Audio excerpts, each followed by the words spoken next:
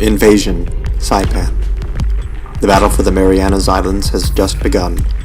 Battleships, cruisers, destroyers, and aircraft from far-off carriers pummel the tiny island, seeking to weaken its defenses as the Marines approach. Leading the way are the LCI gunboats of LCI Flotilla 3. These gunboats will escort the Marines all the way to the reef, where they will provide a barrage of thousands of 4.5-inch rockets, as well as thousands of rounds of 20mm and 40mm fire.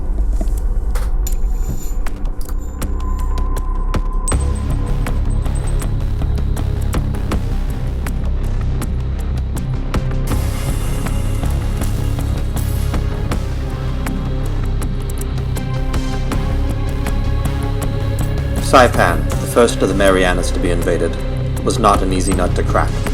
It was unique in that it was the first invasion in which an island had previously belonged to Japan, and thus had a sizable civilian population. As the Marines pushed north, the civilians fled by the thousands behind their retreating and decimated army.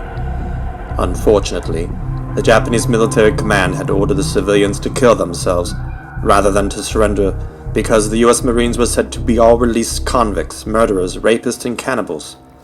The population believed the stories, and in an effort to spare their families such an end, they chose suicide. Even while such humanitarian treatment was plainly visible, over 1,000 chose to kill their families and themselves. Most jumped from the cliffs at Marpi Point. It is estimated that over 1,000 Japanese civilians killed their families and themselves. It was a scene oft repeated to historians years later as the men of the LCI gunboats, who had been tasked to carry interpreters aboard and, via loudspeakers, implore the civilians to cease the madness of mass suicide. These men described the scenes and their resultant lifetime nightmares in vivid detail.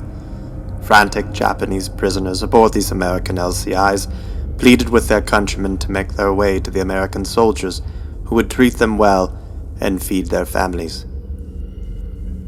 To remember this scene and the utter depravity of war, 3 pieces were commissioned by LCI historian Dennis Blocker. The Slovakian artist Rudo Pierre recreated these scenes in vivid detail. We must never forget, else we might be doomed to repeat it.